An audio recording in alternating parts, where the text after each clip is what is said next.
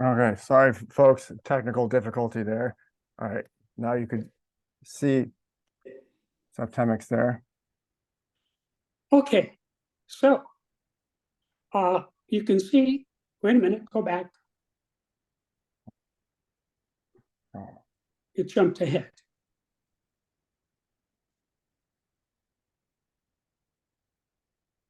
what did I do? Now we're getting your email.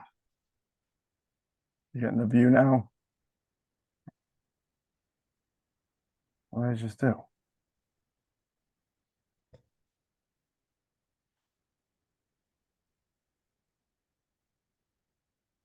So you have to get back to the link.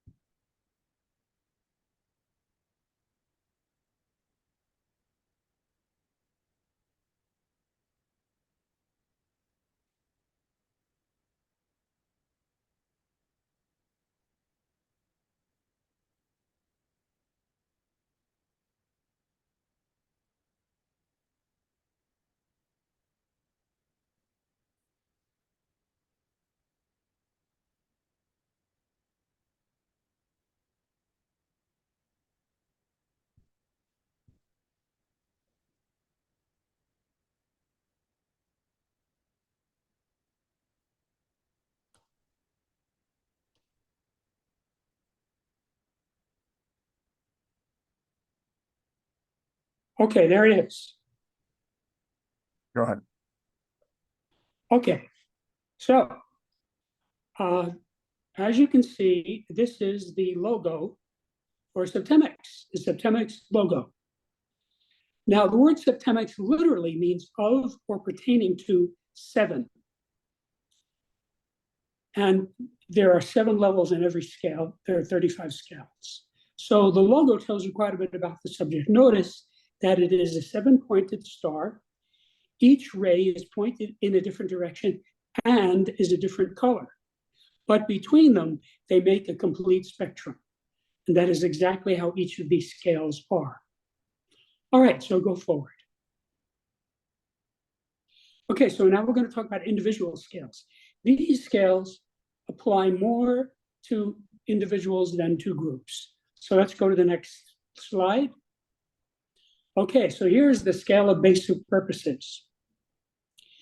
Every person has one of 7 basic objectives. This scale answers the question, what is this person trying to do? Most people stay at one level for their entire lifetime. This makes this extremely useful because once you know someone's level, you can rely on that being that way for the rest of the person's life. So now notice below the title of the scale, it says type, linear, quantum, general. Every scale is either linear or spiral. Now linear, like this one, is the way you would expect it to be. It just goes in a straight line, 1, 2, 3, 4, 5, 6, 7. Spiral, and we will run into some of those as we go through this.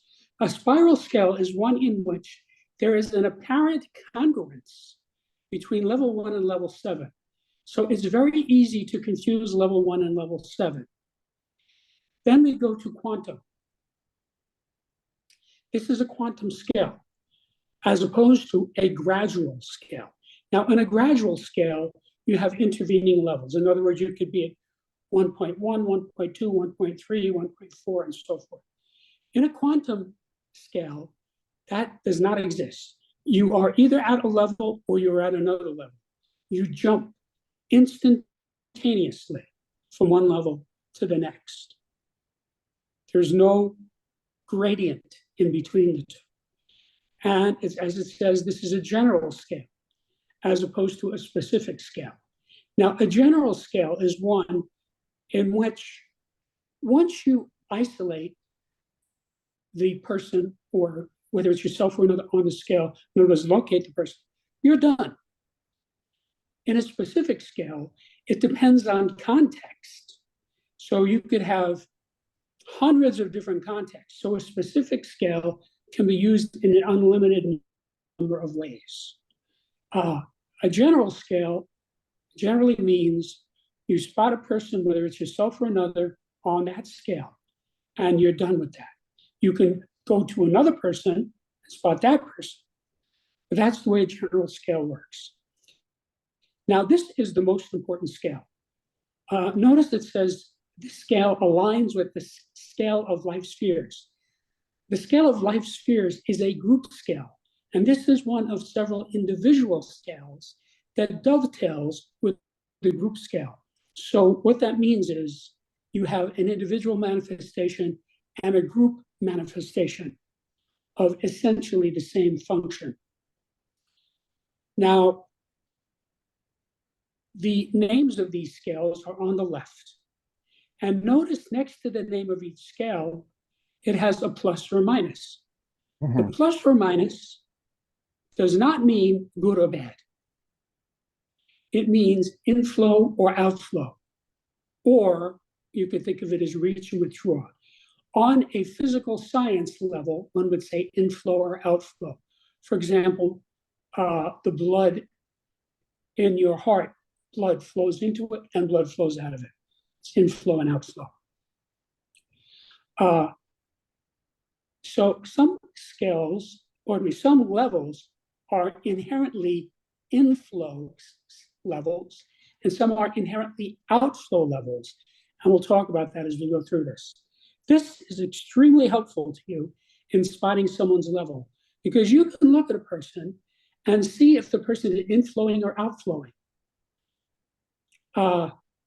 So, for example, level 1 I call the saint. The objective of the saint is transcendence. Many of these people you will find in ashrams, rectories, nunneries, monasteries, and so forth. A person who is a saint is not interested particularly in the physical realm. His objective is to transcend this realm. So regardless of what religious belief the person has, it's the same. Now, if you ask a Christian who's a saint for his objective, he'll say, well, he wants to die and go to heaven, something like that. That's his idea of transcendence. If you ask a Buddhist, you'll get a different explanation. He'll say, well, I want to attain nirvana. Either way, it's transcendence. Okay, now that is inherently inflow, or to put it another way, withdrawing. On a human level, it makes more sense to say reach or withdraw, because a person can either reach or he can withdraw. That's it. So the saint is withdrawing from this world. That is what he's about. That is why the minus sign is there. It's an inflow. He's withdrawing. Now let's go down to level 2. Now you see there's a plus sign. The leader is outflowing. This is very obvious if you study leaders. Examples of leaders, and of course, I'm only going to name deceased persons, are Abraham Lincoln, Alexander Hamilton, Alexander the Great, and Winston Churchill. So the objective of the leader is conquest. Now you might say, well, conquest is not a good thing. Well, that's a question of whose ox is being gored. For example, when the Allies defeated the Axis powers in 1945, that was, for most people, a very good conquest. Even for the people in Japan and Germany and Italy, they did much better after we got the oppressive fascist types out of the government and let them have more of a democratic type government, you see? So that was clearly a good conquest.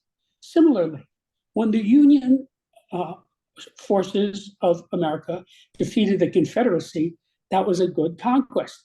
It liberated all the blacks. So it ended that terrible practice of slavery. So again, that was a good conquest.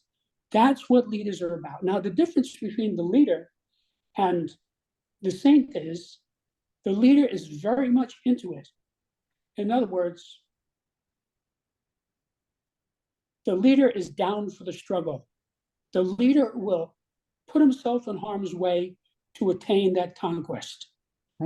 Okay, Lincoln paid with a bullet in the back of the head from John Wilkes Booth, a Confederate sympathizer. Alexander Hamilton paid by being murdered by Aaron Burr, who was a political opponent. So that is common for leaders. Leaders often have terrible things happen to them.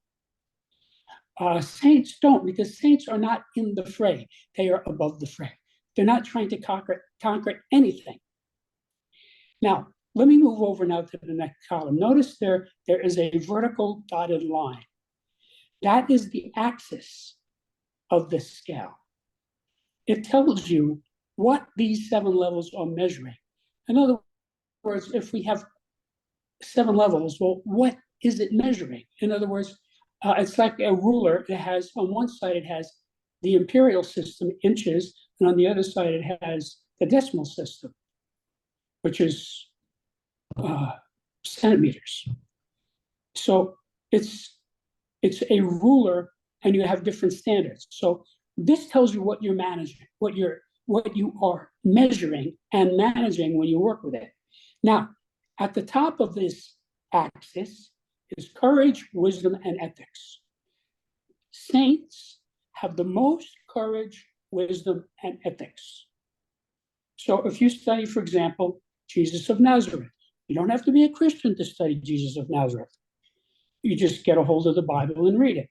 It's obvious the man had immense courage, wisdom, and ethics.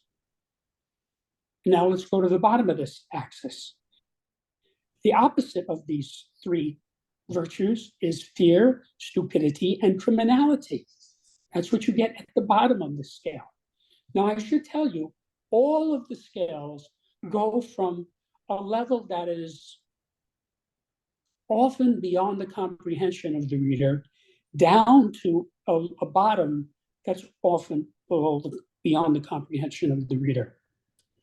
So in order for the scale to be natural law, which is what it is, it has to cover all cases. So all of these scales, most people have some difficulty grasping the top and the bottom. So now, notice that next to level 4, there's a horizontal line, above which is written social, and below which is written antisocial. So normal, meaning level 4, is the dividing line between social behavior and antisocial behavior. So persons at levels 5, 6, and 7 demonstrate antisocial behavior of one kind or another, whether it's committing crimes, using illicit drugs, harming people. They're antisocial people.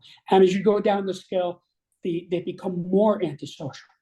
Now, the persons at level 1, 2, or 3 are social persons. They generally do not harm anyone. And this is more so as you go up to the top. And people at level 4, which is the normal, that is sort of the dividing line. Those people are not particularly social, nor particularly antisocial. It's a midpoint. All these scales have a midpoint, which is level 4.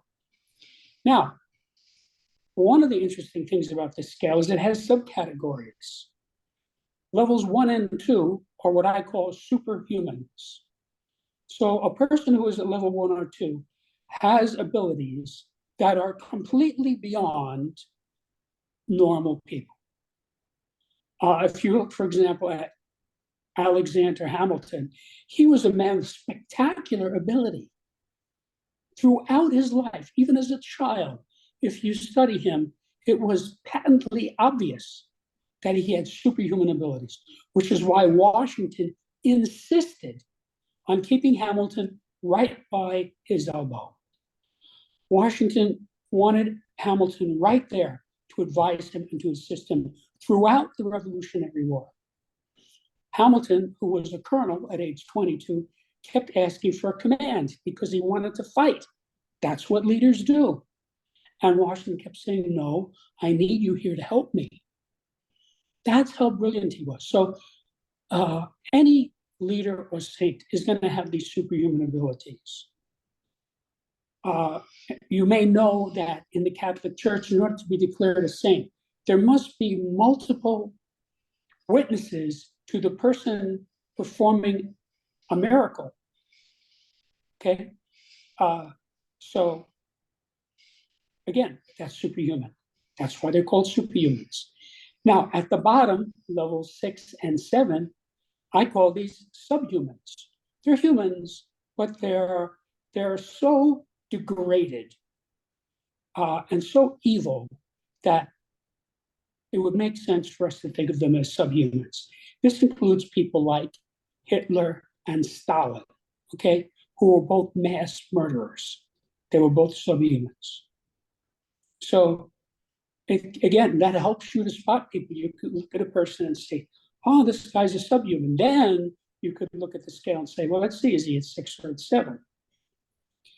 Okay, so now let's start at the bottom and work our way up. The lowest level on this scale I call the subversive. The objective of the subversive is destruction. Hitler was at this level. If you study the man carefully, as I have done, it's patently obvious that he was inherently destructive. He was not only destructive to the Allied forces, he was destructive to the Wehrmacht. He was destructive to his own country. He was destructive to his own family. He was a destructive person. That was his objective.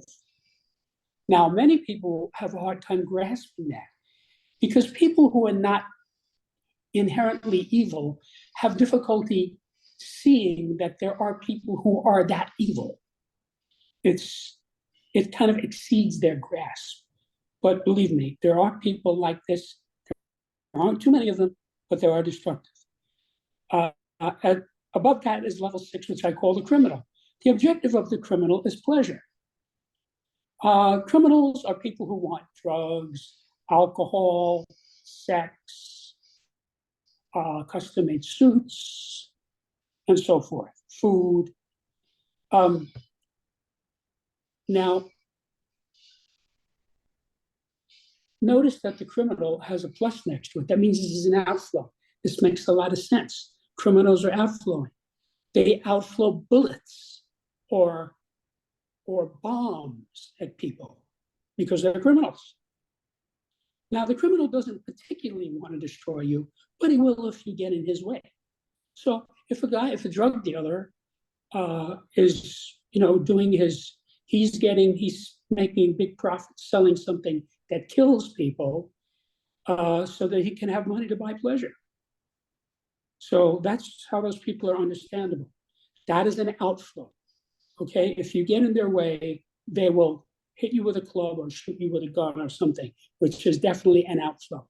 As opposed to, if you look at 7, it's an inflow or a withdrawal. So the subversive is sort of pulling destruction in on everybody, including himself. Okay, so let's go up to the humans. Above the criminal is what I call the loser.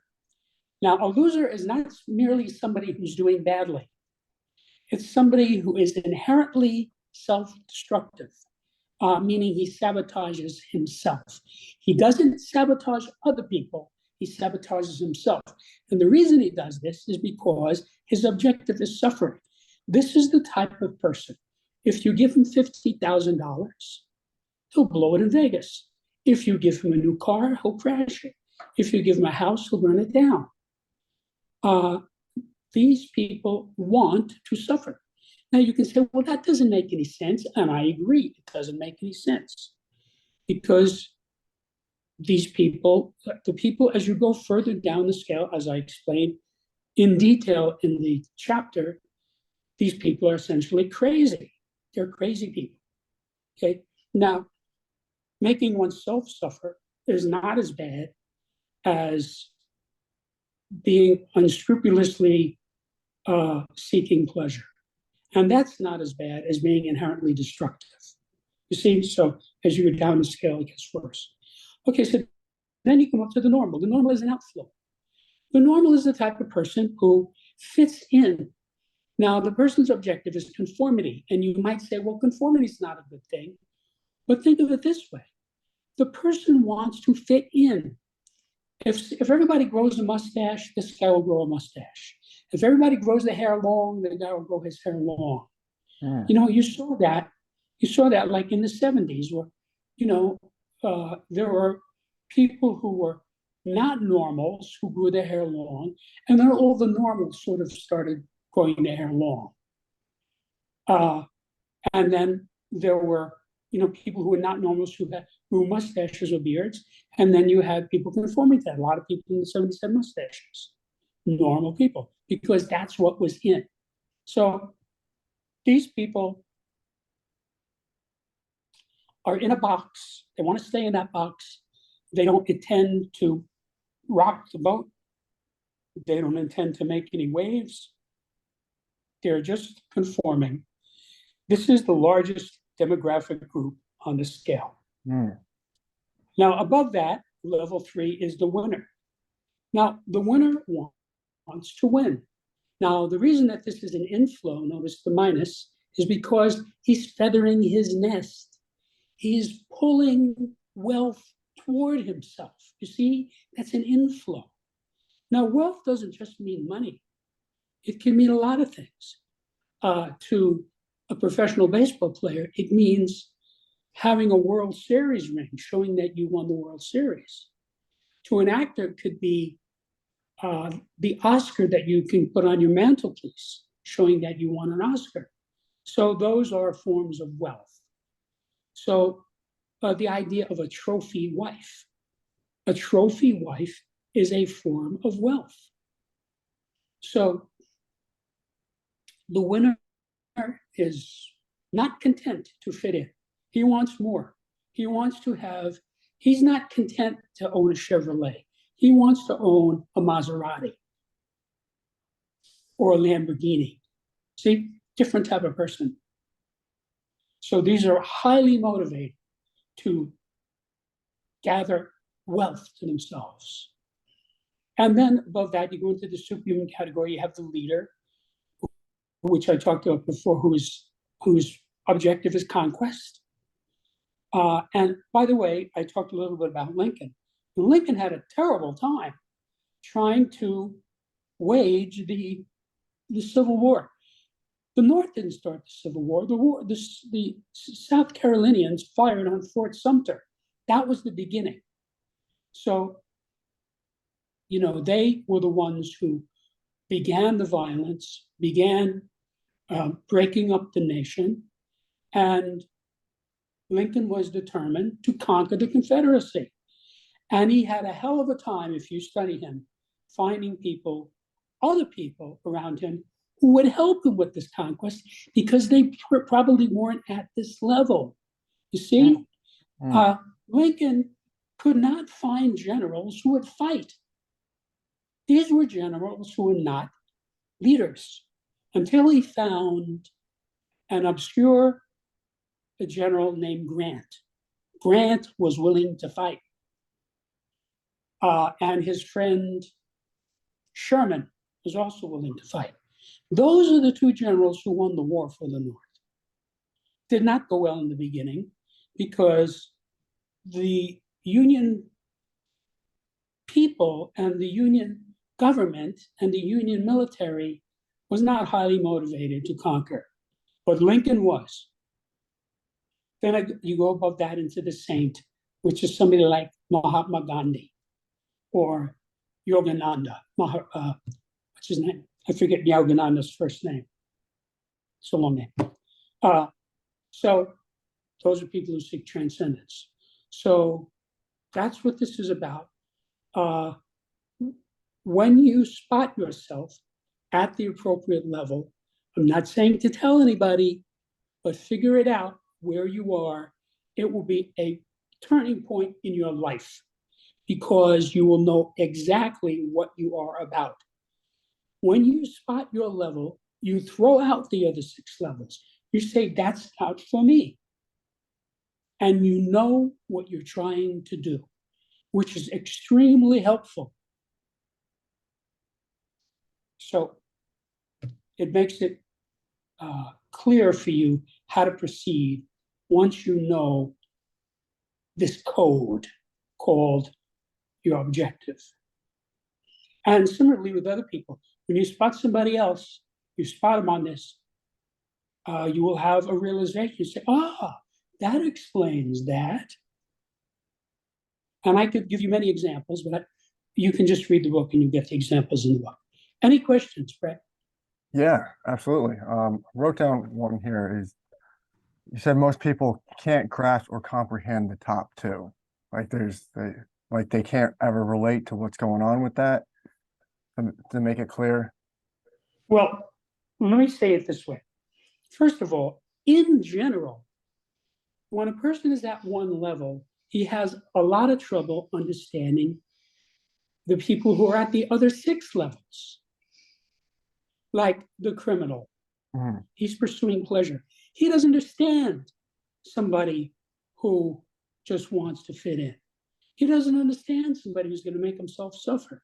He doesn't understand somebody who's wants to transcend this realm. You see, it's the person is in this band that's why this is so powerful.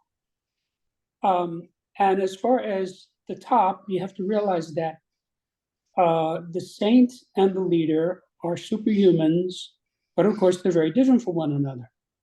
So for example, Winston Churchill was a leader. He did not like or appreciate Mahatma Gandhi, who was a saint. Okay? He didn't get it. If it weren't for Winston Churchill, the English would have been defeated. He was the guy who said, if you remember famously, we will never surrender. The Germans, including Hitler, did not want to destroy the English. They liked the English and respected the English. So people on both sides, many people in England and many people in Germany, wanted there to be a settlement or a truce or something like that. And it was Winston Churchill, fortunately, they made him prime minister, and he just said, no, we are going to win this war, because he intended to conquer the Nazis. Mm-hmm. And secondarily, the fascists weren't that great a threat, but the Nazis certainly were. Did I answer your question? Yeah. And okay. Also there's different levels, because I'm sure somebody's going to read this book and like, well, there's got to be different levels, because not everybody is going to be a Winston Churchill or an Abraham Lincoln. Right. Just like not everybody's going to be, Al Capone and the criminal, or right. Exactly. But there's always different. Yeah. They can still have that trait, but that purpose, but it won't be on that kind of level. Yeah, well, you have to realize that we're talking about the basic purpose. Right.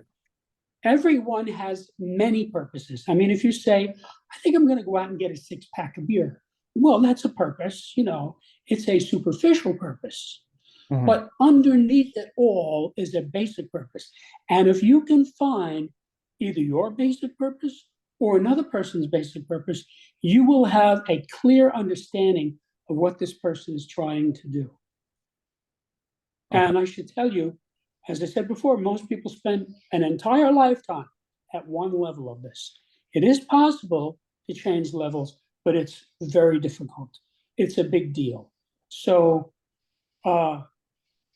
if a person has some huge, spectacular transformational experience, he might go up one level on this scale. I have no knowledge of anybody ever going up 2 levels on this scale. Okay. Of all the studies I've done. Or if somebody has something really traumatic happen to them, like a person who's in a Nazi death camp and survives, that person will probably be knocked down one level on this scale. That's what it takes. Okay. And then just one last question. Is there any Yes. cutoff level to who will not read the book? Oh, well, I can tell you, first of all, in general, a person who's at or near the bottom of any of these scales probably won't read this book. Certainly it's true that, for example, subhumans are not going to read this book. If they did read it, they wouldn't understand it. It wouldn't make any sense to them. They probably wouldn't finish it. And even if they did finish it, they wouldn't apply it because it's contrary to their way of life. This book is about helping people. And subhumans are not about helping people. They're about harming people. They want to clear out your bank account. They want to take your girlfriend away from you. You know, they're bad people, to use a simplistic word. Did I clarify that? Yeah. Well, okay. Just would the loser pick up the book? Like, because I'm sure, like, a lot of people, the loser is the type of person who probably would not go out and get it on his own. But if you were to give it to him, like if somebody like the person's spouse or boyfriend or something were to give the person the book, they might look at it because this is a person who's losing and suffering, you see? And you have to realize that the general condition of humanity is that people don't know their levels on any scale. That's why this book is important. It gets you to spot where you are across 35 scales. And realize that with specific scales, you can take a specific scale like the scale of motivation, and you can use that 100 different ways. So like, what is my mother's motivation? What is my father's motivation? What is my son's motivation? Or what is my motivation toward my wife? What is my motivation toward my next door neighbor? So as opposed to a general scale like this, you find the level, that's it. Gotcha. And believe me, I know this. I've been using this scale longer than any of the others. And this is really helpful.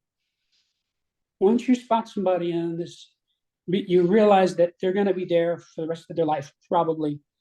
And so you have them nailed. Gotcha. It's not like you're going to come back 6 weeks later and they're at a different level. Gotcha. All right. So let's move ahead. Okay, the scale of personal influence. Now, personal influence is a type of control. When I use control, I don't mean that in a negative sense. For example, if I were to hit you over the head with a club, that you could say was a way of controlling you. That's not personal influence. Personal influence is the way you influence somebody with your person. So when you see a person who's very prominent, like, for example, a Jordan Peterson, he exerts personal influence on millions of people. Jack Kennedy, okay, exerted personal influence on many people. So really everybody is somewhere on this scale. And so you'll find a person has a chronic level that he will manifest. Now, notice this is a linear scale, meaning that there's no apparent overlap between level 1 and level 7. They're clearly different things. Quantum, meaning there's no intervening state. Either you're at level 2 or you're at level 3. There's no 2.5. And general, meaning most of the time, once you spot somebody on this scale, you're done. Now, this can change. You could come back a year later and the person's at a different level. So you could spot him again. You can say, oh, Joe is doing much better. He's gone from being at domination, level 5, to level 4, aloofness. See, aloofness is not as downscale as domination. Now, if you look on the right, you'll see the axis.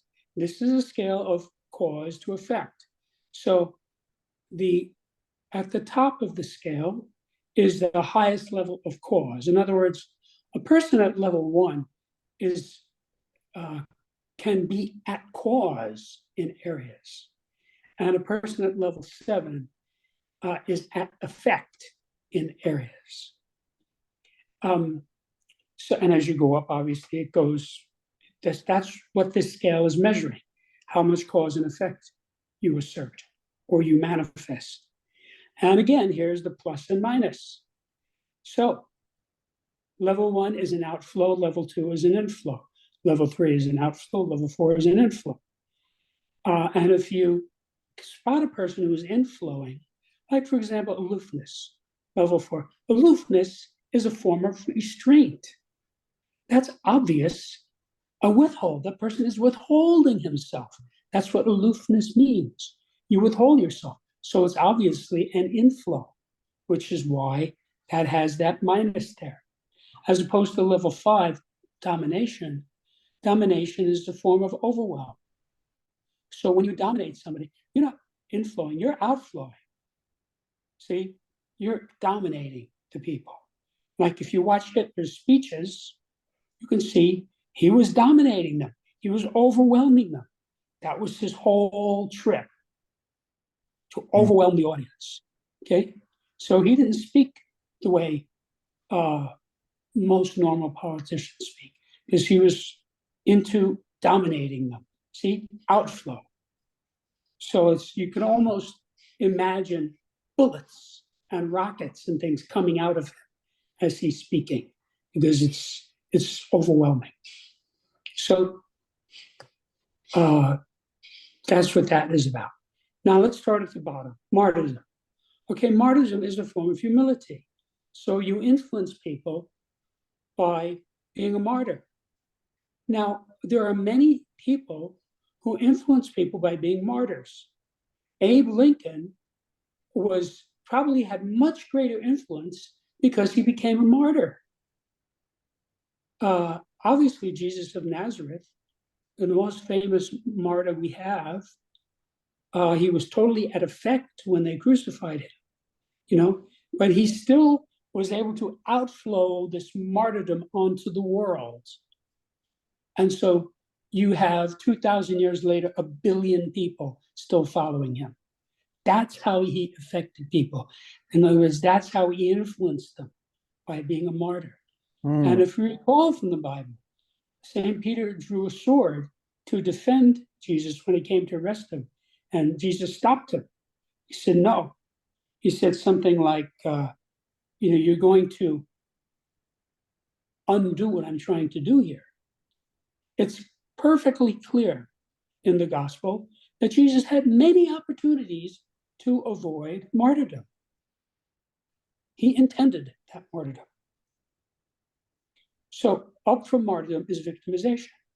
Now, this is a person who's saying, oh, I'm a victim. Terrible things are being done to me. Terrible things have been done to me. So this person runs a guilt trip on you. This is a person who's making you feel guilty, and that's how he influences you. This is the type of person who says,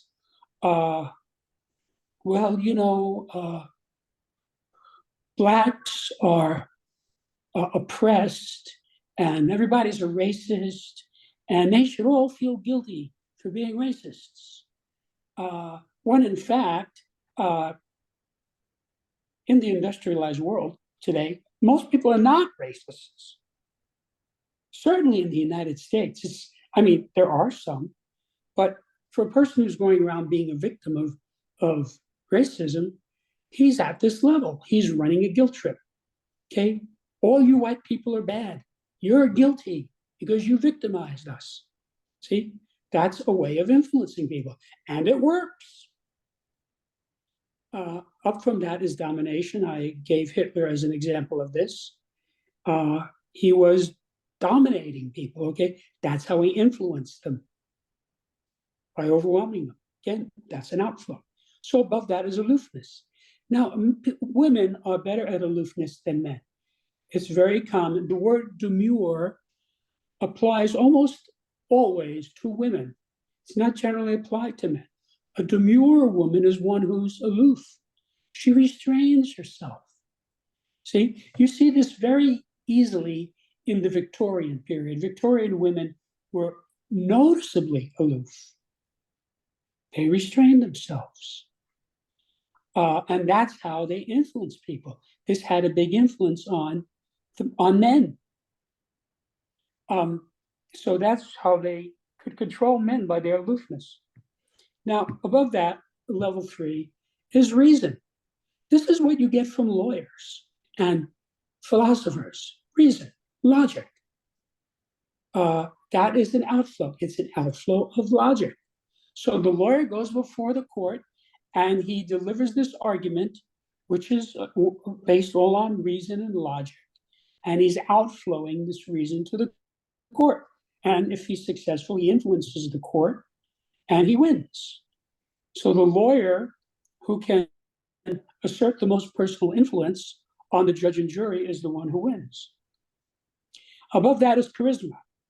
Now, this is a mysterious thing. Most people know the word, but it's not clear what it is. Mm-hmm. I'll tell you what it is. It's a form of leadership. A person who's charismatic is a natural leader. Elvis certainly had this. Jack Kennedy certainly had this, okay? These were charismatic people. People followed them.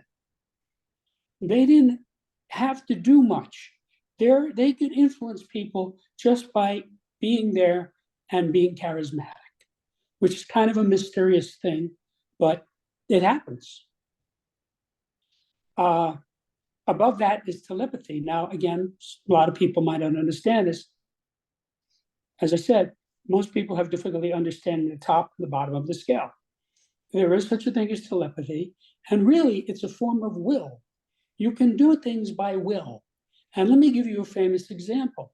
In the original Star Wars movie, Obi-Wan Kenobi is in the speeder with Luke and the two droids.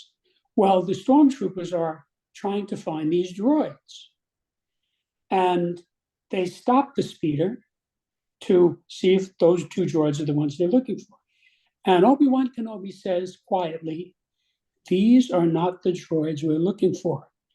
And the sergeant says to his men, "These are not the droids we're looking for. Pass." So he telepathically inserted this idea by his will into the mind of that person. This does happen. There are people who have this ability and can get things done by will. To people who don't understand this, it's mysterious to them. They don't know, why did she do this or why did he do this? Well, there's a telepathic command.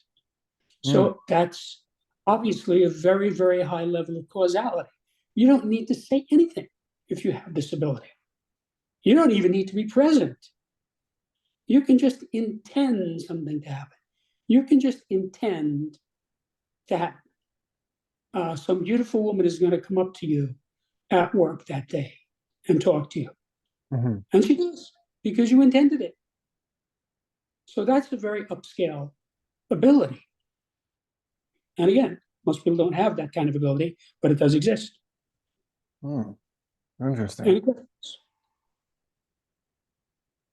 Very, very interesting. Yeah, it's totally, yeah. Just, I don't have any questions on that one. I think you pretty much were straightforward on that. Okay, next.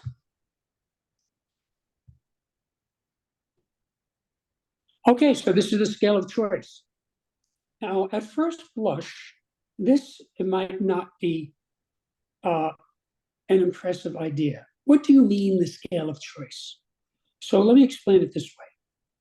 The greatest theme in human history is freedom. That's what wars are fought for, okay? That's what divorce is about. The woman wants to be free from this guy. Okay? Well, what is freedom? Freedom is the ability to choose. If you can choose, you're free. If you can't choose, you're not free.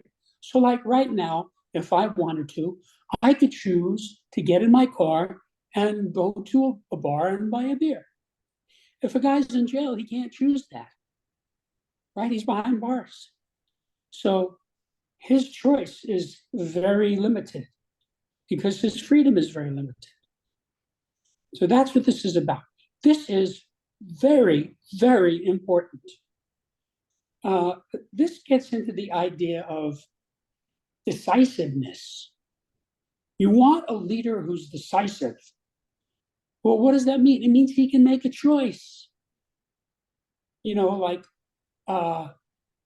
Harry Truman made the choice to drop the atom bomb on the Japanese. Okay, so obviously you wouldn't want somebody who was vacillating and couldn't make. That's a tough choice to make. See, you don't want somebody like that in charge. You want somebody who can make a choice. You see, if you have a commander of a platoon and he's going out into the field, that guy has to be able to make a choice. Okay, he says, Smith, take the point. The point is the guy in front. Okay, it's a dangerous position to be in. Now, Smith might die because he's taken the point, but that's what a leader has to do. He has to make a choice. Irresponsible people cannot make a choice. And so this brings us to the axis, the dotted vertical line on the right. At the top of the scale is complete freedom and responsibility. So you see freedom and responsibility come and go together.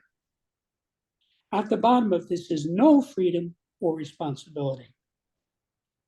Now, let's look at the type. This is a spiral scale. If we look at level 1, it says no choice. And if you look at level 7, it says no choice. They're both no choice. But at level 1, it's no choice necessary. And at level 7, it's no choice possible. So one of the most catastrophic mistakes made by people is confusing somebody who's at level 7 for being at level 1 or vice versa. You want to be able to tell the difference. And this is the difference. A person at level 1 is transcendent. He doesn't have to make a choice because he's transcendent. He doesn't care. You know, like the Christians in the Colosseum, they were out there while the Romans were sending out lions and tigers to eat them, and they'd be singing because they knew that they were going to go to heaven. They would be in heaven in a few minutes. So they were transcendent. Okay? They were not the type of people, because they were transcendent, to just say, okay, I'm not a Christian, and then avoid all that difficulty. And at the bottom is oblivion. For a person who's oblivious, no choice is possible because he's oblivious. He doesn't know what's going on. He doesn't have a clue. Okay, so this person cannot make a choice. So if you find a person who's in shock, okay, person just had something terrible done to them, they're in shock, okay, they can't speak. That person cannot make a choice. You say to them, would you like some ginger ale? They don't answer you. They can't make a choice. They're oblivious of you. Now, let's look at the minus and the plus. Again, this is an inflow and an outflow, and an inflow and an outflow. So this alternates. The way it manifests in this scale is one viewpoint, many viewpoints, one viewpoint, many viewpoints, one viewpoint, many viewpoints. And again, this helps you to spot somebody. So a person at level 7 has one viewpoint, and that is the viewpoint of oblivion. He doesn't know. He can't make a choice. He's out to lunch, okay? That is clearly a withdrawal, which is what the minus means. He has withdrawn into himself, like a catatonic in an insane asylum. He doesn't speak. He doesn't do anything. He just sits there. He's withdrawn. He has one viewpoint, and that viewpoint is, I'm oblivious. That's it. That's all he knows. Now go above that to the group's choice. The group's choice is collectivism. This is what communism is about. All right, you have collectivist schemes where you have a government that runs everything, okay? So in a communist country, the group makes the choice. The farmer doesn't get to make the choice.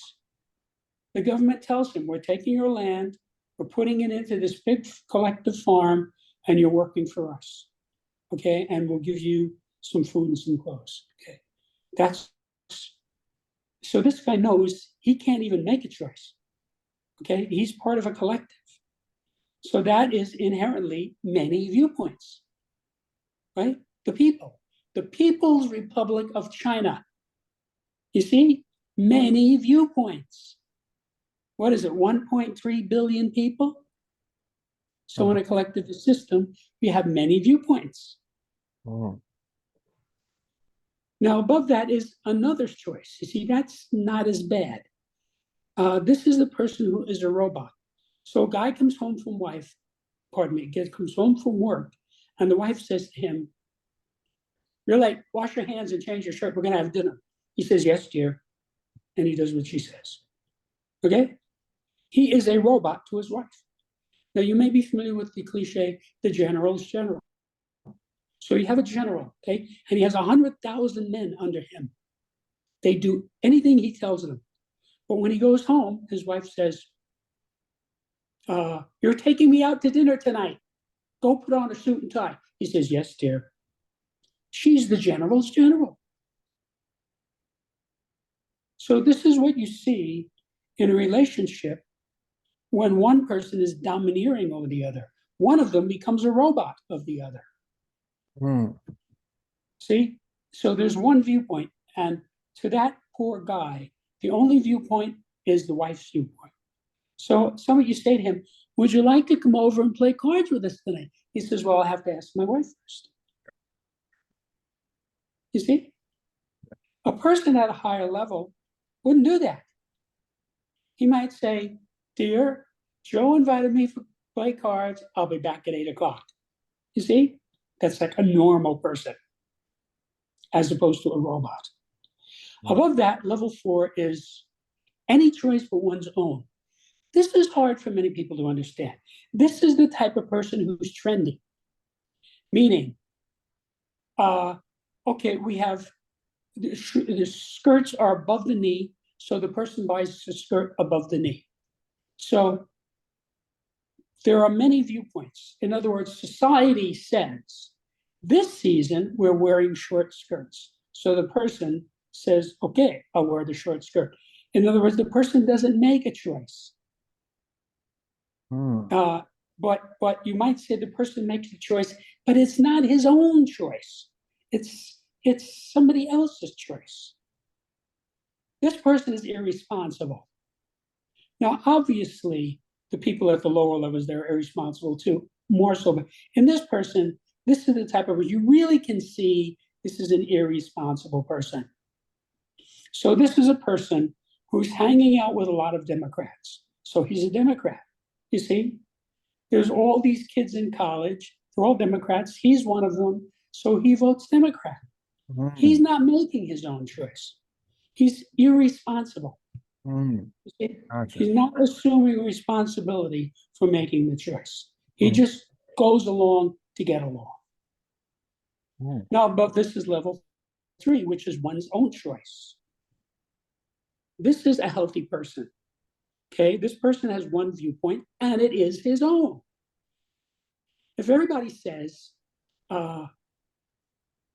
they want chocolate, this guy might say, no, I don't want chocolate, I want vanilla. I don't like chocolate. See, that's his own choice. He doesn't care.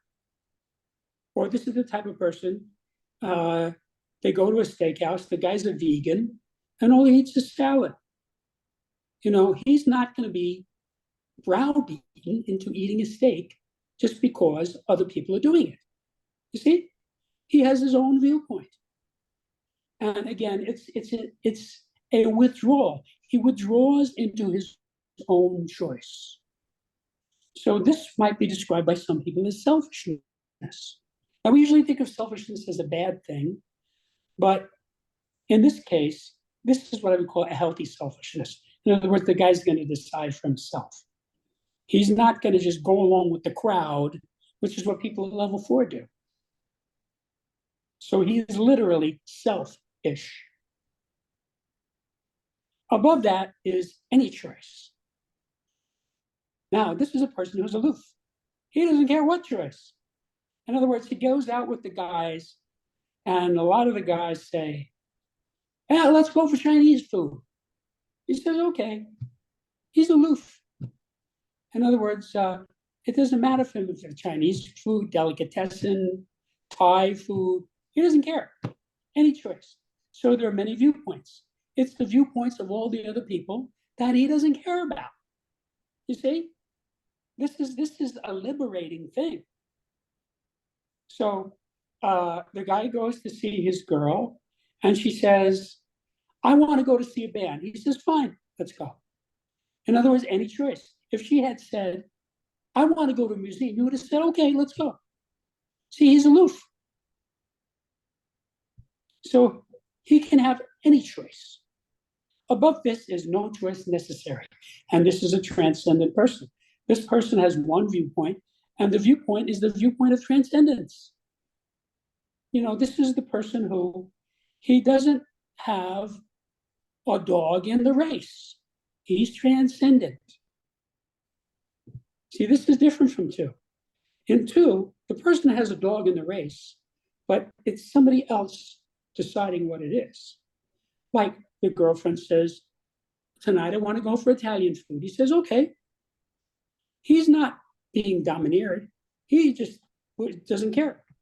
You see, if she said, you know, I changed my mind, I want to go for Chinese food, he'd say, okay. He's aloof. This is different from, at level 1, no choice. This is the person who, he doesn't care if the Republican wins. He doesn't care if the Democrat wins. He doesn't care if the Green Party wins. He is transcendent above that category. Now notice this is a specific scale. So you could have many levels for many contexts. So you might be at one level for politics, a different level regarding work, a different level regarding your friends. You see? Mm-hmm. It's specific. Mm. And it's quantum, meaning there's no intervening level. You are either at one level or you're at another level. And it's spiral, as I said at the beginning of this explication. So 1 can easily be confused with 7. But if you pay attention, you can see this. You can, if you look at Yogananda, you could see he was a transcendent person. He's not oblivious, quite the opposite. He was extremely aware of everything going on around him. So that's how you decide between 1 and 7. Any questions? Yeah. So with the aloofness, with, you know, notes, doesn't care either way. Right. That easily be, you know, into with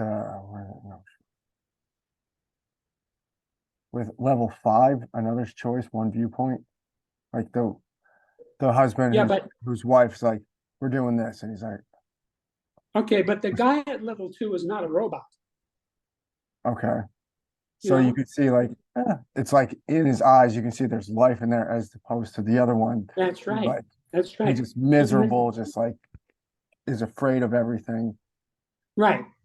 A guy at level 5 is being domineered. Somebody else has decided. Okay, but notice also, level 5 is one viewpoint and level 2 is many viewpoints. So it's a very different manifestation. There's a big difference between being aloof and being a robot. Gotcha. Being a robot is a degraded state. Being aloof is a very high state. Okay. Yeah, because when you hear so many people, you know, say like aloof is such a bad thing. Like, oh, they're so aloof. And normally, you could tell somebody with that, they're like, it's not that they're aloof, it's just that there's more things going on in life that they can see. So the choice doesn't really matter to them. Yeah, I mean, the person at level 2 is really a good place to be because you can get along with people very well because it's any choice. Mm, gotcha. You Okay. know, so like for example, with my mother, I was like this. If she said, "We're going for Chinese food," I'd say, "Okay." In other words, she's my mom. She's not pushing me around. I'm just allowing her to make the choice because she's my mom. See, I was kind of aloof. And if she said, "Oh, I don't want to go back to the Chinese restaurant. Let's go to Delicatessen," I'd say, "Okay." You see, it's not that I was a robot to her. I was just any choice. Gotcha. Okay. That makes sense. Yeah. If you don't have any more questions, we'll go. Okay, permeation. Now, this is something many people don't really understand. Permeation is the basic ability of a spiritual being. A non-corporeal being functions by permeation. Now, the reason that you get sensation from your body is because you're permeating it. At the point where you stop permeating your body, that is the moment of death. Now, there are these so-called near-death experiences where a person will leave the body and be aware that he's outside the body. Many people have articulated this and then go back. So permeation is extremely important.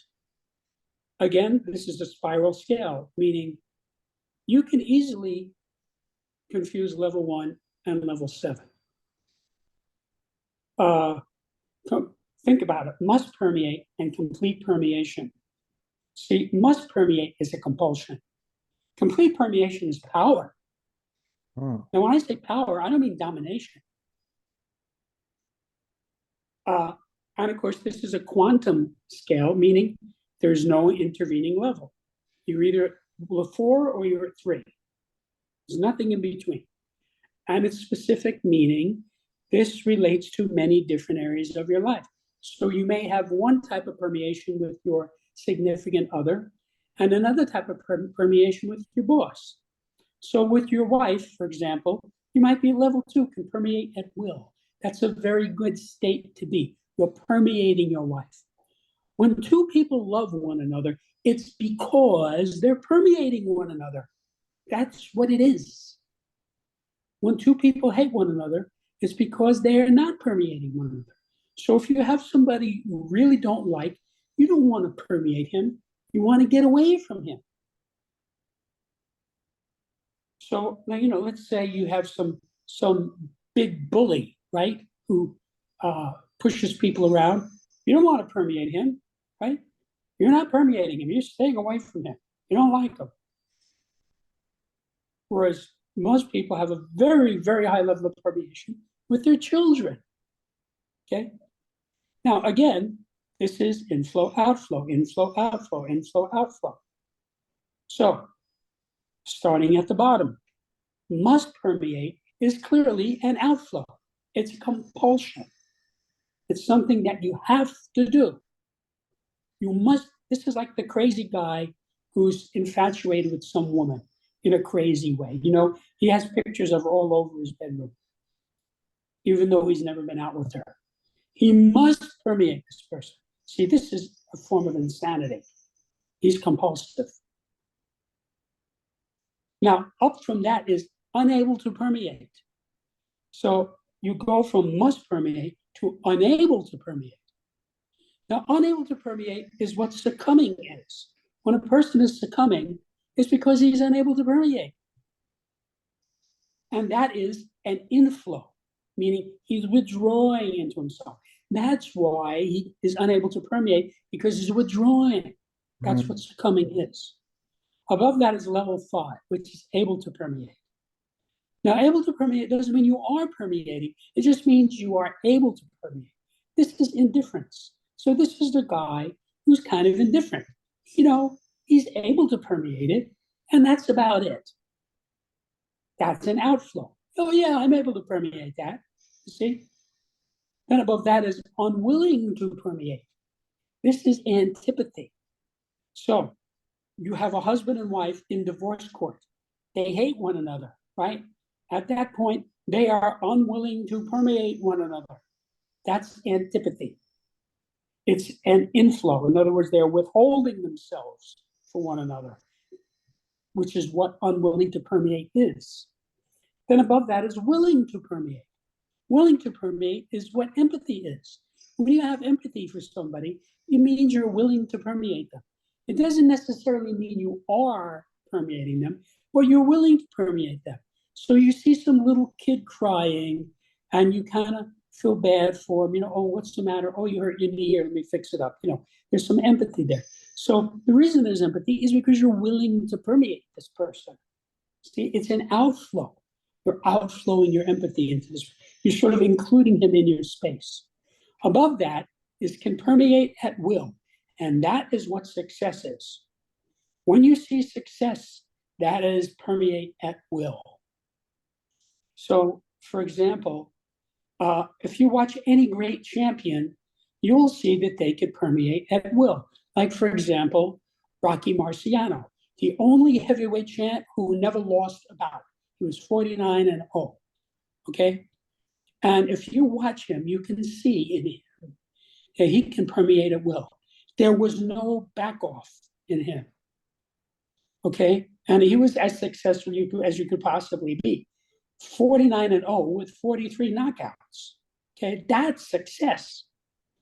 And in a sense, this is an inflow in the sense that he has within him this feeling of, I can permeate this at will.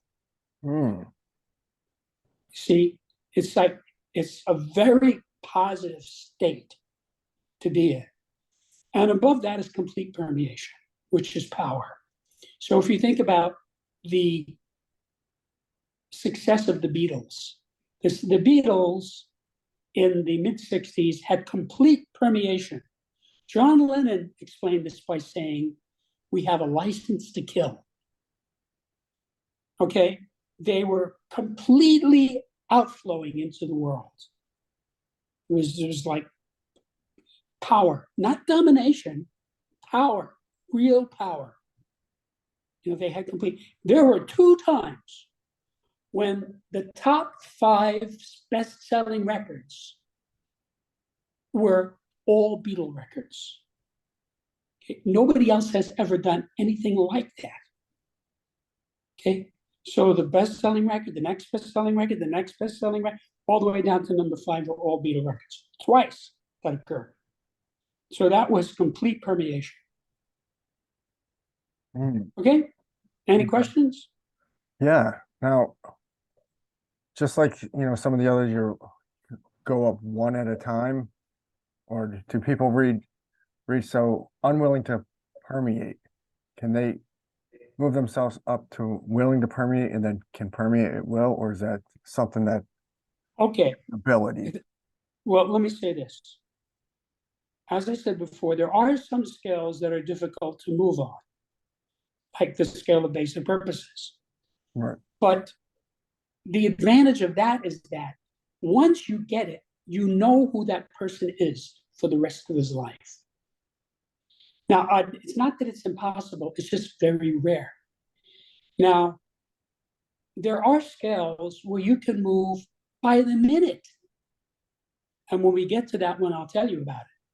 So some scales are easier to move on than others. You might say some scales are volatile and some are not. So theoretically, on nearly all of the scales, if you are at a particular level, you can then move either up or down. One axiom of this subject is that you can never skip a level. Right. And that is extremely useful information because it tells you the gradient. If you're at level 6, your target should be level 5. You, from level 6, cannot get to 1, 2, 3, or 4. It's just like this. Let's say you have a guy, he's a couch potato. He's 50 pounds overweight. He never works out. He can't become an Olympic athlete. There are several intervening levels.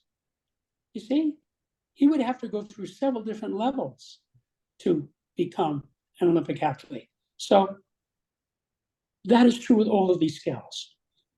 And the fact that you can only go to the next level is of benefit to you because it tells you your target.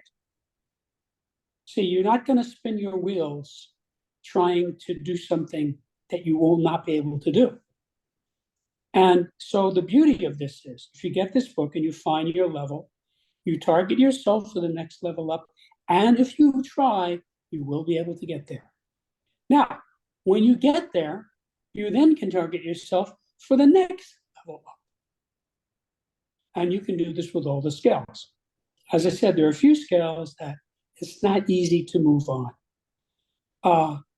But generally speaking, most of them, it's well within the ability of anyone who understands this book to move himself up these scales. Okay. Just wanted to know that. Gotcha. So what I like about this book is it's so like level-headed where it gives you a clear objective where you got to go, like where you can go, instead of like trying to be the guy who starts his own business and then thinks they're trying to level up and being a millionaire the next day, thinks they're going to successful business. It's just not going to happen. That's right. Correct. Right. So there's an element of patience for success. Yes. So if you focus on the next level up, that's realistic. You should be able to get there. How long it will take you, how hard it will be, those are variables that depend on what scale, what area of life, the person, and so forth. Gotcha. Okay, so we're at the scale of thought. Now, there are 7 levels of human thought. This is an idea that most people do not have.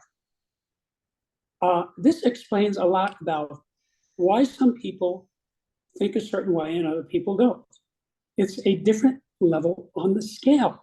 Now, this is a linear scale, meaning there's no apparent overlap between 1 and 7. Deny and create have nothing to do with one another. It's a quantum scale, meaning you're either at 2 or you're at 1. There's nothing in between. And it's specific, meaning you have different levels of thought for different areas of your life. So the way you think about school might be one way. The way you think about women might be another way. The way you think about politics might be another way. You see? So you can narrow it down to a certain area and find your level, and then target yourself in the next level up for that area. Now, in another area, you might be at a much higher level. You've seen this. There are guys, if you talk to them about football, the guy's like a genius, he knows everything. But if you talk to him about women, he's dopey. He's at a different level of thought. Okay, so let's look at the axis. The axis on the right. This tells you at the top of the scale, you have total permeation and knowledge. And at the bottom of the scale, you have no permeation or knowledge. So that's what we're measuring here. That's what these are levels of, permeation and knowledge. And notice at level 4, there's a horizontal line separating the sane from the insane. So anyone who's thinking at level 5, 6, or 7 is crazy on that subject. And anyone who's at level 1, 2, or 3 is sane on that subject. And level 4 is kind of indifferent. It's the turning point. So let's start at the bottom. The lowest level of thought is denial. So you have a guy, every night he drinks a quart of scotch, he falls down on the floor, and the next morning he wakes himself up, drags himself to work. Now you say to this guy, Joe, don't you think you're an alcoholic? Oh, no, I'm not an alcoholic. I'm going to work. He's in denial. Denial is ignoring So the idea of denial is there's something there and you are ignoring that thing. Okay, it's a reality that you are turning a blind eye to. So that's denial. If a person's in denial, it's very hard to help them. This is well known to many people, you know, like you have a guy who's on drugs. He's drug dependent or he's a drug addict. And until he stops denying that, you can't move him up. It's like a dead end. Then above that is disassociate. Disassociate means reject. So this is a person who, he's not ignoring the thing, but he's disassociating from it. See, that's better. He's rejecting it, which is better than saying it doesn't exist at all. Above that is identify. Now, identify means equating. So this is like the guy who says, all women are the same, or you can't trust any women. Or, man, I actually knew somebody who said to me several times, all men are beasts. That's obviously an identification. And it's obviously false. So you can say, well, isn't that daffy to say all men are beasts? Yes, it's daffy. This person is equating all men with all other men. Are there some men who are beasts? Well, probably. But clearly, most men are not beasts. You see? So that's not sane. It's not as sane as being in complete denial about something. You see?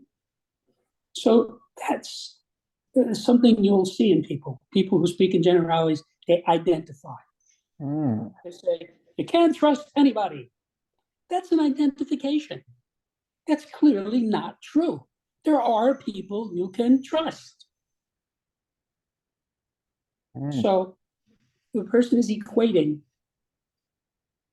everything that's he in his mind, it's all equal, which is necessarily false. Then above that, you get associated. Now, this is what we think of as like normal thought.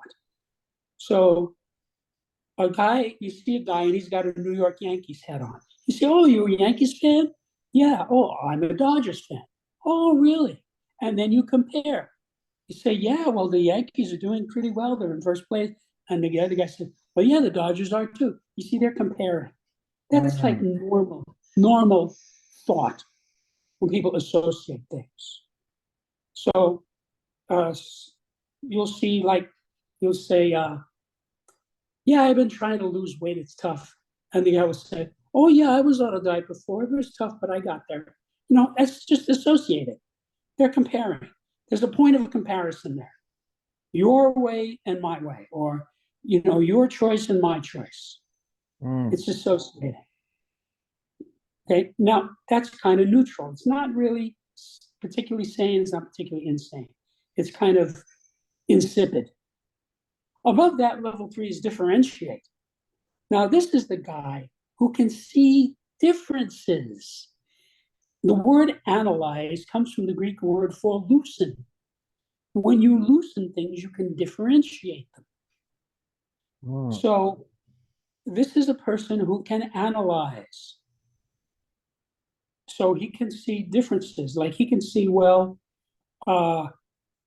he can see the difference between political candidates. He can see the differences between girls he might go out with. He can see differences between his mother and his father. You see, he analyzes it and he can differentiate. He can say, well, my father will get mad if you say that, but my mother won't. You see, he's differentiating them. So that's above average. That's quite sane. Now, above that is duplicate. Learning is duplicating. The teacher tells you that the formula for a circle is pi r, for the area of a circle is pi r square, and you say, okay, pi r square. And then the next day, he gives you a test, a geometry test, and you say, area equals pi r squared. You duplicated him. Or the piano teacher says, no, don't use your thumb there, use your second finger instead. You see? So you duplicate it. That's what learning is. It's a process of duplication. So This is a very high level. Most people do not learn well. That is why most people have trouble in school. They're not at that level of thought.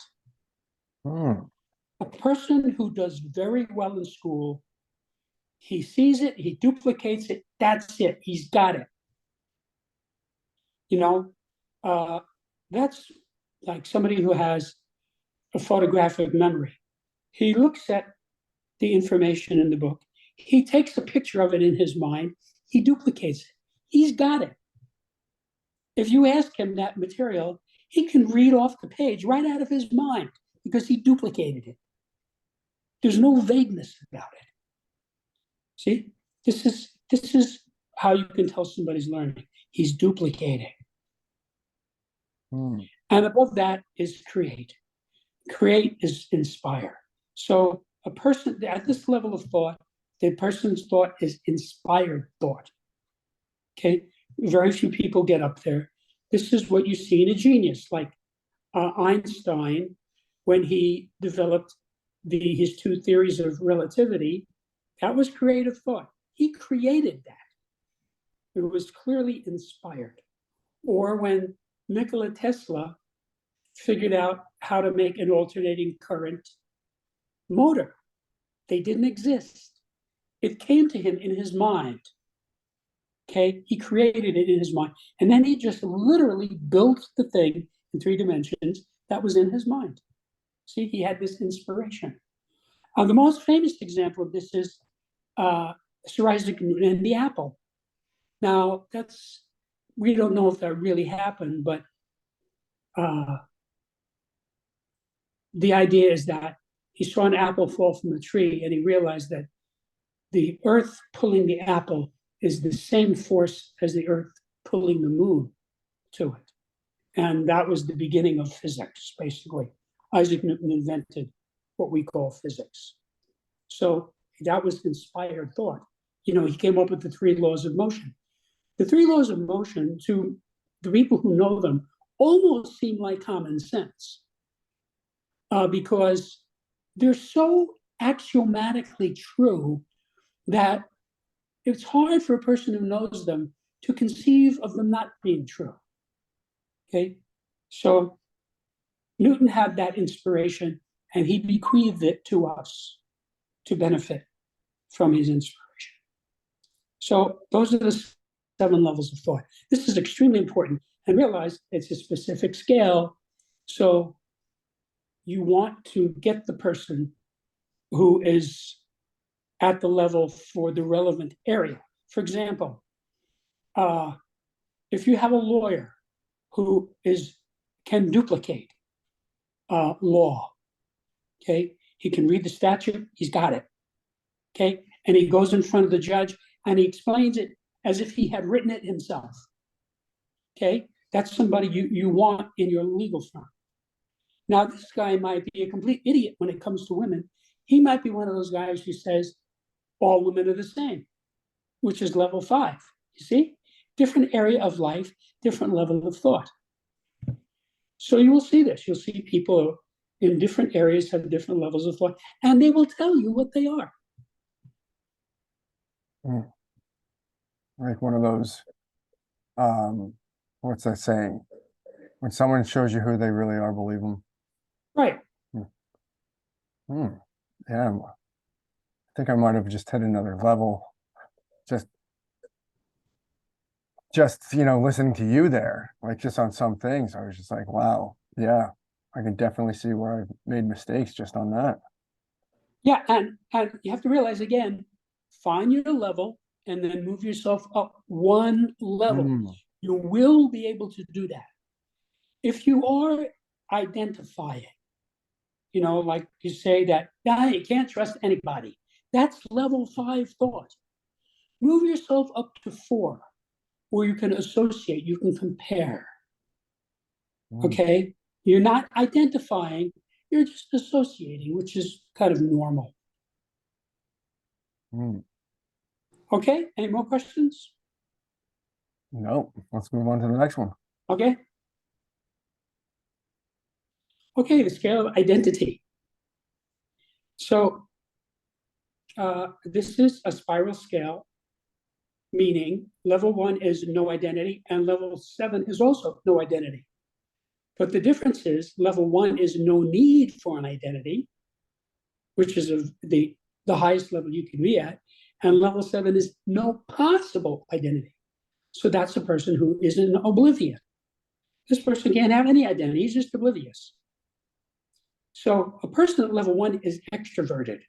That's why he has no need for an identity, because he's extroverted.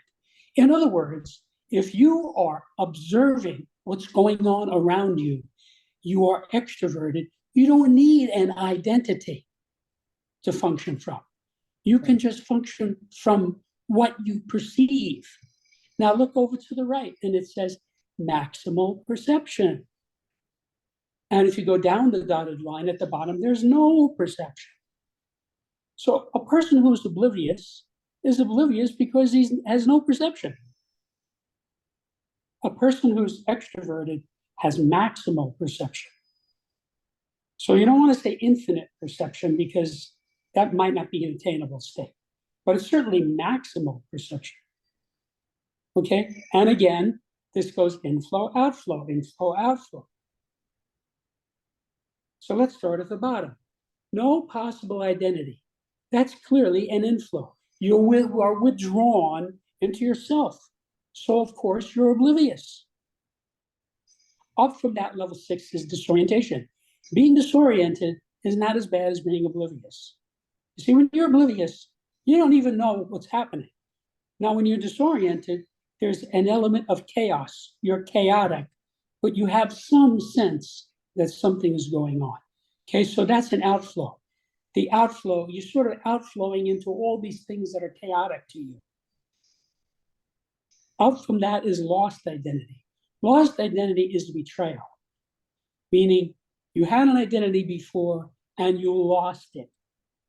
So that is what a traitor is, like the Rosenbergs who were executed for treason. They lost their identity as American citizens and gave secrets to the Soviet Union, America's enemies. Okay, that's a betrayal for which they were found guilty of treason and executed. So when you lose your identity, you are withdrawn. You're withdrawn from the identity that you had before. Then up from that is wrong identity. Wrong identity is enmity. So this is, if you look at the difference between 4 and 5, the Geneva Convention protects combatants. Okay, so if a signatory to the Geneva Convention captures you, you put up your hands, and they are required to put you in shelter, give you clothes, give you medical care, give you food. Okay, that's how you treat an enemy. But betrayal, if you are a traitor, traitors globally have historically been executed. You know, there's a famous story from Alexander the Great when he was fighting the Persians, who had a massive army. A few, I forget if it was 2 or 3 generals, went AWOL from the Persians, came over to Alexander because they were afraid they were going to get beaten. And they said, look, we will give you all the information so that you can win. Alexander said, fine. And they did. They gave all the information. So then Alexander goes out, because he knew all this, defeats the Persians. And then he rounded up those generals and had them all killed. And his explanation was, if you will betray your own people, you'll betray me. And I'm not going to give you that chance. That's how you treat a traitor, as opposed to an enemy. Enemies are respected.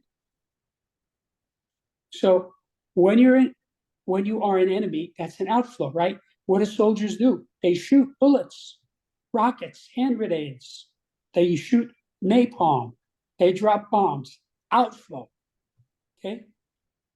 Now, above that is uncertain of identity. This is indecision. This is the guy who can't make up his mind. So, of course, it's a withdrawal, because if he wasn't withdrawn, he'd be able to make a decision. Up from that is certain of identity. Certain of identity is the guy who knows who he is. He says, I am a Republican, or I am a Democrat. Those people have an element of contrition against them. Those people will give money to the party. They know who they are, and so there's an element of, well, because I'm this thing, I am going to sacrifice myself to this thing. It's an outflow. So those are the people that political parties get money from. It's also the people that sports teams get money from. You have a guy who's, let's say, a Giants fan, okay? And so they get money from him. He outflows money to them. You see? It's a reach, it's an outflow. And above that is no need for an identity, which is extroversion. So you have to realize that this scale aligns with the scale of allegiance. The scale of allegiance, when we get to it, you'll see it's in some ways very similar. But here, we're not thinking of in terms of allegiance. Allegiance is to another person. Identity is who you are. And so you see, again, it's two ways of saying the same thing, which is why these two scales align with one another. Mm-hmm. So any questions? Yeah. Can you just break down like the first one just a little bit better? Because you have Level extroversion. one? Yeah, an extroversion, I know most people will be like, so Right. what does that mean? Somebody that talks a lot? Because that's, what perceive. Right. That's garrulousness. A person who's extroverted is a person who's wide awake. He sees what's going on. So like, this is what you might call a free thinker. You see, a free thinker is a person, he's not going to necessarily say, I'm a Democrat or I'm a Republican or I'm a Tory or whatever. He's just extroverted. He sees what's going on and he votes the way he thinks he should vote. As opposed to when a person is at level 2, he's certain of an identity. There's no question about it. He votes Republican, straight Republican in every election. He just goes down and votes Republican, Republican, Republican. He's certain of his identity as a Republican. Or it could be the same thing with a Democrat or any other political party. So now the person at level 1, he's not the person you're going to get money from. He's kind of a free spirit, Why is he a free spirit? He has no need for an identity. He doesn't have to be a Giant fan or a Dodger fan. Like there's a whole world of people out there, billions of people, don't know anything about baseball, have never seen a baseball game. Like people in Africa and Siberia, places like that. They don't know anything about baseball. But they are probably at level 1. They have no need for an identity with a sports team, as opposed to if you talk to a guy who is a Red Sox fan, he's certain of his identity. He's always going to root for the Red Sox. He always wants the Red Sox to win. He spends money on the Red Sox. He knows he's a Red Sox fan. See? He's not extroverted anymore. He's certain of his identity, so he's not looking around. The guy who's extroverted is looking around. He's saying, oh, let's see. Oh, well, we got Biden and then we got Trump, and wait a minute, this RFK is running now. See, he's like very different from the other two guys. So that guy will look at these things. Now, who he winds up voting for, who knows? But the point is, he's not doing it because he's certain of an identity. He's doing it because he's paying attention. He has maximal perception. So when you see somebody who can't see his hand before his face, you know he's at or near the bottom of this scale. There are people who just can't see it. So you had something like 74 million people voted for Donald Trump in the last election, okay? And you have an equal number of people who absolutely cannot understand. Why would anybody vote for this guy? I'm not endorsing their position. I'm just saying they can't see it. The guy at level 1 will say, well, I can see this guy's appeal. He may not vote for him. He may not even like him. You see? Mm-hmm. Or he might look at another candidate, and say, oh yeah, I see where this guy's coming from. That is the highest level to be at, where you can see what's going on. Mm. You're not, your mind is not fixated into a place. Like, for example, if you study Adolf Hitler, which I did extensively, it's not that everything was bad about him. He loved his mother. He was very patriotic. He was a pretty good artist. He loved animals. Most people don't know that the Nazis were the first government on earth to institute laws against animal cruelty. Now, I'm not defending the guy. He was an evil psychopath. I'm just saying, if you look, you can see that nobody is completely evil. Nobody is completely flawless. Everybody has good things and bad things, and you weigh them. That's what perception is about.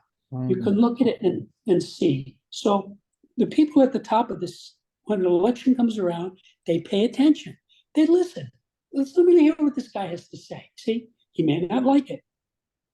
So you can form opinions based on perception. It's not that you're stuck in some rote position, like the guy at level 2. Then you can go below level 2 and become uncertain of your identity. You're uncertain of what you were certain of before. You've gone down. You have deteriorated. Mm. So you're uncertain. And then from that, you would go into a wrong identity from the viewpoint of the original identity. And then below that, you just lose your identity in that context. It's a betrayal. And then below that is just disorientation. That guy, he doesn't know really who's doing what. But it's not as bad as the guy at level 7 who's oblivious. Gotcha. I mean, the guy at level 6 could possibly have an identity, maybe, if he made some effort at it. The guy at level 7 cannot. He's out to lunch. The lights are on when nobody's home. And again, most people are going to have trouble understanding the highest and the lowest levels because they exceed one's reality. And if you talk to people about this, you'll get that. It's just like, most people in America don't even vote. And a lot of those people are oblivious of the fact that election is even going on. Oh, there's election going on? I didn't know that. Mm. The guy's oblivious. Okay? He cannot even have an identity in that context. Mm. Right. But if you were talking about sports, he would tell you everything that there was to know about that. Right. Gotcha. It makes total sense. Total sense. So we're coming up on 4 o'clock, so this will be our last one. Okay. Okay, so the scale of evaluation. This is an extremely volatile scale. People move on the scale in minutes or hours. This is a linear scale, which means it's fairly straightforward, up and down. It's gradual, which means there are intervening levels. You can be in between the levels. In other words, you go gradually up or down, not stepwise. And it's a specific scale, meaning this would apply to specific contexts. So your evaluation of football might be one thing. Your evaluation of baseball is another thing. Your evaluation of hockey is another thing, right? So, for example, I was never really a hockey fan. I've been to a couple of hockey matches, but, I'm low on the scale of evaluation as far as hockey. It's not something I really want to do, you see?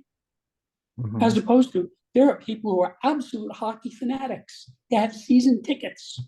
On the other hand, I was a baseball fan. So in baseball, I was way near the top of the scale.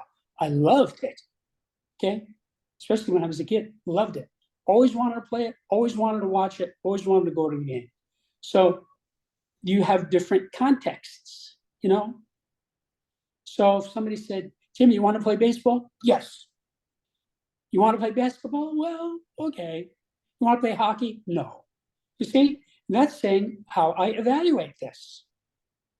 So this is a scale that goes from love to hate. So when you're at level 1, it means you love that thing. So let's say you have newlyweds, right?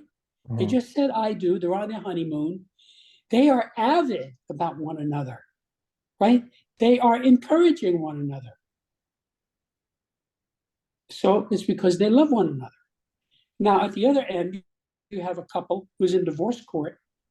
You know, they're both spending all their money on lawyers. They're both trying to destroy one another because they loathe one another. That's a level of condemnation. If you look at domestic cases, you'll see that both parties are condemning one another. This guy is a wife beater and an alcoholic. May not be true at all. See? And this woman is a loose woman. She runs around with everybody. So obviously they loathe one another, which is what hatred is. They're at the bottom of the scale. So let me give you an example how this works. Everybody enters the scale at level 4. There are no exceptions. So you have some guy who's never been to a baseball game. You say, we're going to the baseball game. Why don't you come with us, even though you don't know anything about it? He says, okay. He wants to be social, right?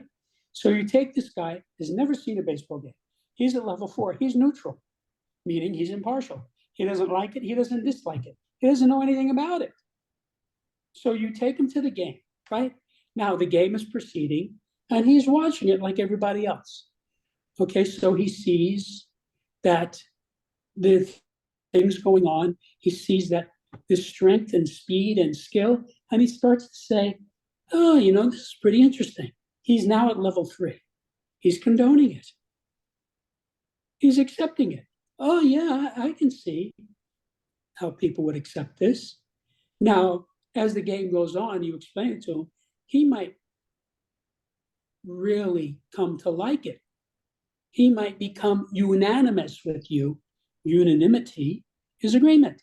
Now he agrees with you. And he says to you, now I know why you wanted to take me to this. This is cool. You see, he's at level 2. And it's possible at some point he might go up to level 3, level 1, and now he's totally encouraging. So he goes to his friend and say, you know, I went to a baseball game. You should come with me. It's great. He's avid.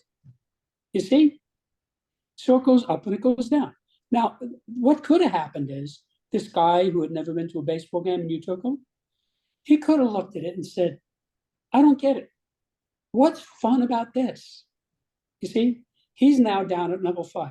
He's disagreeing with it. So he's going to discourage people. He's going to say to you, why would you want to spend money on this? You see, that's a discouragement. Now, if you make him keep watching it, he might go down into invalidation where he's saying, this is a waste of time. See, that's invalidating it. He's refuting your affinity for it. See? And this guy might wind up condemning it. So, I mean, obviously, baseball is a fairly innocuous thing. But there could be many areas of life. And again, this is a specific scale. So you might be able to use this in 100 or more applications. Mm-hmm. And you can watch people go up and down these scales. And again, if you listen to the person, he will tell you. He will tell you what level he's at. And that sort of tells you how to handle it. So let's say, right, you meet a girl and you go out on the first date. And you say to her, so what do you think of Biden? He says, don't talk to me about that guy. See, she's discouraging you. Right. That's a good sign to say, I'm not going to get into this. Change the subject. To say, really, have you been to any concerts lately? Mm-hmm. You see? So this is what happens when people argue with one another, right? So you have a liberal and a conservative, And each one is trying to move the other from the bottom of the scale to the top of the scale in his frame of reference. See? So you have the Democrat who's trying to convince you that you should vote for Biden. And then you have the Republican that's kind of trying to convince you you should vote for Trump. So you have the Trump enthusiasts and you have the Biden enthusiasts. Now, most people are not enthused about either of these people. They're sort of down more in the middle of the scale. Mm-hmm.